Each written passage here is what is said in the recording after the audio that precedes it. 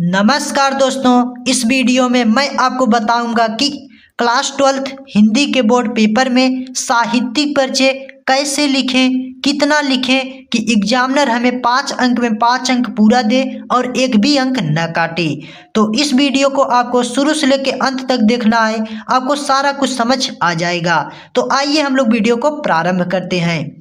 तो दोस्तों, सबसे पहले आपको इस प्रकार से प्रश्नोत्तर संख्या डाल देना है। प्रश्नोत्तर संख्या जो भी हो, 4 हो, 5 हो, जो भी हो, आपको इसी प्रकार से प्रश्नोत्तर संख्या डाल देना है। डालने के बाद अब आपको इसके नीचे जिस कवि का आपको साहित्यिक परिचय लिखना है उनका आपको नाम लिख देना है। जैसे मैं आपको रामधारी सिंह दिनकर जी का साहित्यिक परिचय बता रहा हूं तो उनका नाम लिख दूंगा, रामधारी सिंह दिनकर जी का साहित्यिक परिचय। इस प्रकार से आपको हेडिंग डालने के बाद इसके नीचे आपको एक छोटा सा बॉक्स डब्बा इस प्रकार से बना देना है। बनाने के बाद आपको रामधारी सिंह दिनकर जी का संक्षेप में आपको संक्षिप्त परिचय लिख देना है। तो इसमें आपको संक्षिप्त परिचय में क्या लिखना है?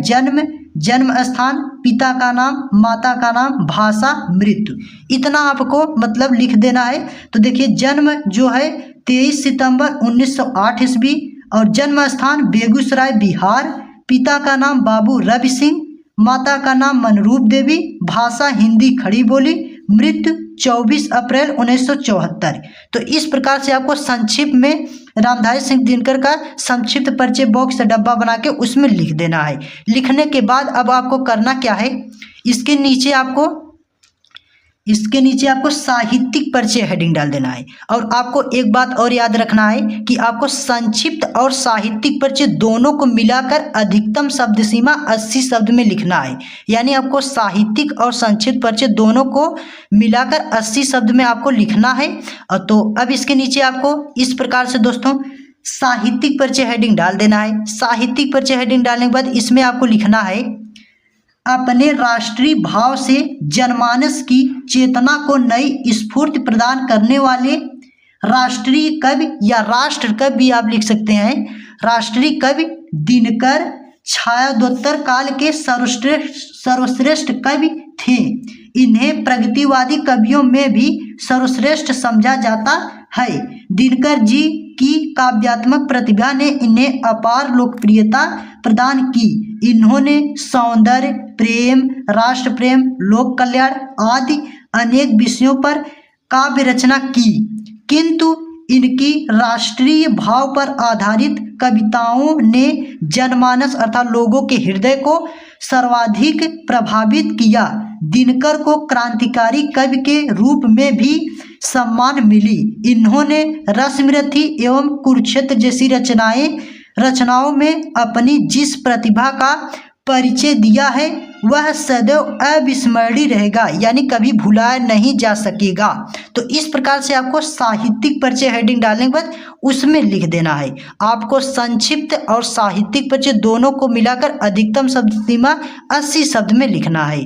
तो अब इसके नीचे आपको कुछ इस प्रकार से रचनाएं हेडिंग डालने के बाद इसमें आपको उनका रचनाएं लिख देना है। जैसे रचनाएं उनका काव्य संग्रह है, गद्य संग्रह है और नाटक है। तो इसमें आपको फर्स्ट हेडिंग डालने के बाद काव्य संग्रह इस प्रकार से हेडिंग डालने के बाद उसमें आपको लिखना है, काव्य संग्रह में जो रचनाएं हैं वह है रसमृति, कुरुक्षेत्र, उर्वशी। तो इस प्रकार से आपको काव्य संग्रह हेडिंग डालने के बाद उसमें लिख देना है।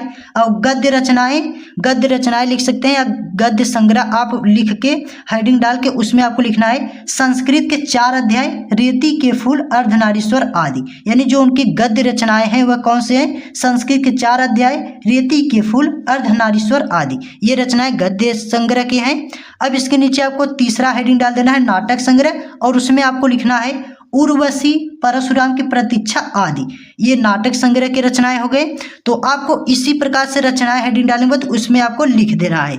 तो दोस्तों, जैसा कि आप लोग जानते हैं जो यूपी बोर्ड है उसने अपना कॉपी का पैटर्न थोड़ा चेंज कर दिया है। जो कापियां आपको मतलब चौड़ाई में मिलती थी लिखने में, अब वह आपको लंबाई में कुछ इस प्रकार से जो आप देख रहे हैं इसी प्रकार से आपको लंबाई में मिलेंगे लिखने के लिए।